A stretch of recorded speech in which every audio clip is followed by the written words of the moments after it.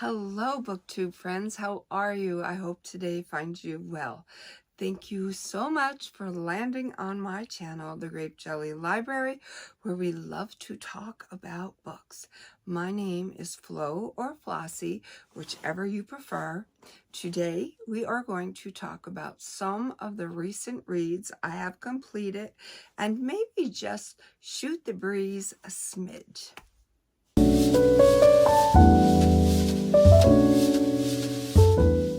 Thank you so much for joining me today. I love your company and I love when you stop in for a visit. Let's get straight into these books because that's what you're here for, right? So let's do the book thing first. One of the books that I have recently finished is Crying in Mart.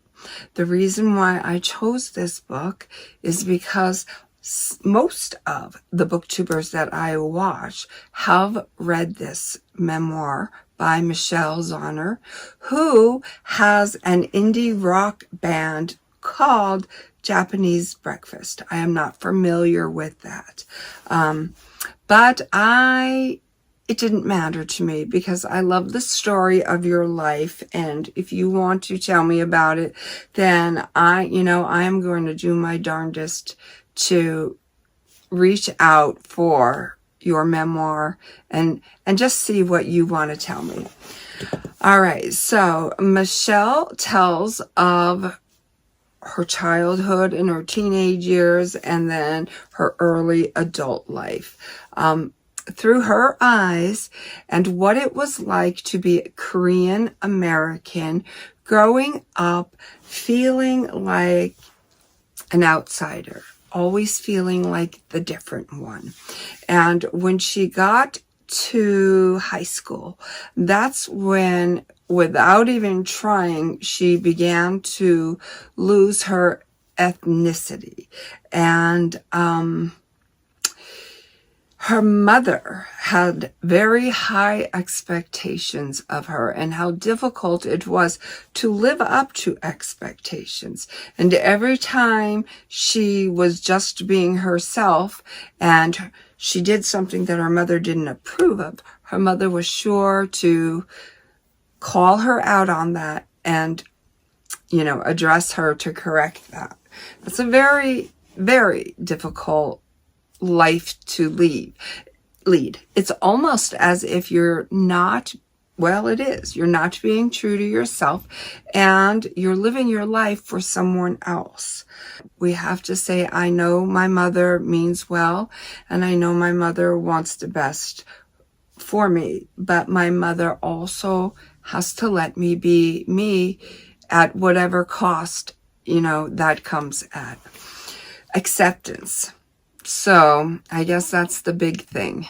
So the book talks about love and loss, and there's a ton of food references in this book. So if you are a foodie and you love descriptive references of different cultures and the food that they eat, this might be the book for you.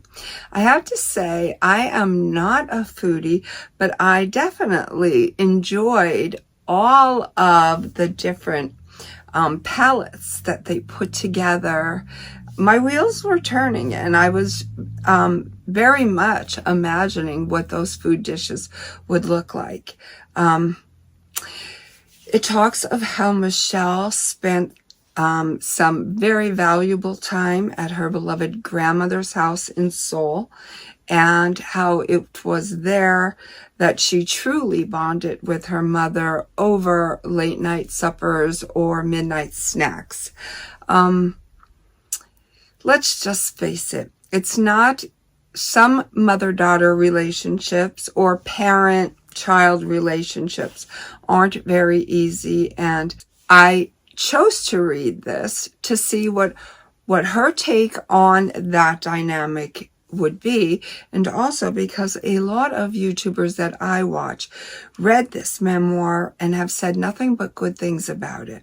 And I know when I walk into my local Barnes & Nobles, this is a Barnes & Noble pick, and they have dedicated an entire table to this book. It's solo on this table. There are no other books to shadow or fade it out. It's a standalone book, and that in and of itself spoke to me. So I just thought, let me see what Michelle wants to share with the world.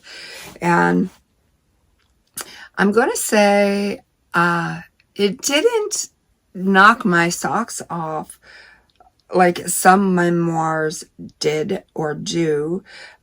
Michelle is not, out there, in your face, notice me, look who I am, look at all these antics that I pull, look at this crazy rock and roll life that I lead. She's not like that at all. I would say she's rather subdued and mild-mannered, and I would say just a basically calm individual. I did enjoy this book. If I had to give it a star rating, I would probably give it a high 3, a low 4. Is that the same thing? I don't know.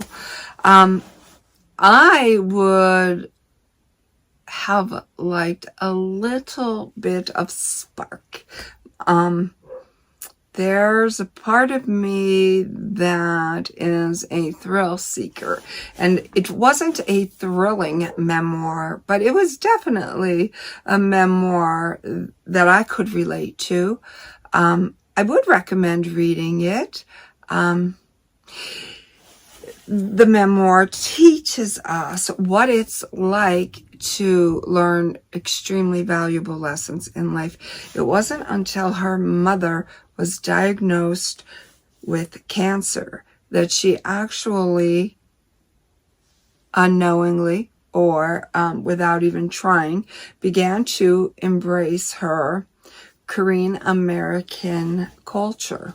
So just as easy as she was starting to fade from it in crisis, she began to draw from it and almost like be drawn toward it. So I think that is a very interesting dichotomy of the book, and I do think it is definitely worth the read. All right, now let me go get it. Let me go get it. I got it. The next book that I finished is, oh my goodness, The Gotti Wars by John Gleason. Now listen, I wanted this book to be fabulous. I Heard You Paint Houses. I read The Iceman. Fabulous, fabulous. I wanted this to be fabulous. This is not fabulous. It's not fabulous unless you love lawyer talk. If you love the courtroom and you love the proceedings of a courtroom and you love the backstory behind the scenes and you love paperwork, this will be the book for you. This book didn't really teach me anything I didn't already know. But with that said, if you're not into lawyer terminology, when you are reading what you're reading, and taking away certain aspects of the behaviors of John Gotti and just how tough. Yeah, we'll use that for lack of a better word. Tough. His persona is, his personality is, how he doesn't second guess himself when he issues a command, he doesn't retract, and that is Cosa Nova, right? You don't put it out there to be wishy-washy. When you are dealing with the mob, you better know your stuff, and you better be certain of what you're saying. And he absolutely was. If I had to give this book a rating, I'm going to give it a 4. I did like the book. I do recommend it. I'm not so much into the lawyer scene, but I do appreciate what has to happen. But I do think that there were a number of things that just, could have been omitted to just speed it up a little bit and get to the good parts. Do you know what I mean? Do I recommend this book? Yes, absolutely. I think it was a great read, and I enjoyed learning about John Gotti. I think so I did know the story about his son Frankie, who is 12 years old. I won't say anything in case you don't know that story. So that was mentioned in this book. I did know that story, but not to the extent that the book told it, and how his wife Victoria felt. So that was very interesting to see her perspective and her take on, well, her true feelings of, a difficult situation. So this was a great book. I do think you should read it. I myself was just a little bit let down because I had built it up to be way more than I thought it was going to be. Do not let that be your determining factor, because this porridge is too cold, this porridge is too, hot, and this porridge is just right, said Goldilocks. So what my preferences may not be your preference. So yeah, definitely, if you had your eye on this ball, read it, and comment below. If you did read it, comment below and let me know. What was your take on this book? Did you build it up to be more than what it actually was? Did you find this book to be smoke and mirrors, or was it true to what you thought it would be? So there's that. Okay, so they are the 2 books that I have just finished, and the one I am just about finishing up is Woven in Moonlight by Isabella Ibanez, and very shortly I will have a review of this book for you. Isn't that beautiful? That is a very beautiful cover. So stick around for that. Find out what I think about that and what my star rating is. And that's all I have for you right now. I went to Barnes and Nobles for a book today, and I just had to mosey on over to the Starbucks and get myself a Dragon refresher with coconut milk. I try not to. So maybe every 5th or 6th time that I pay a visit there, I get myself one, because they're just yum. For the most part, I'm a water and wine kind of chick, but I do like one of those every once in a while. And now I'm going to call my sister and see if she wants to take a ride with me and my husband to Home Goods to get some throw pillows for the couch before I have to go back to my work week tomorrow. Looking down the barrel of another 6 days before I get a day off.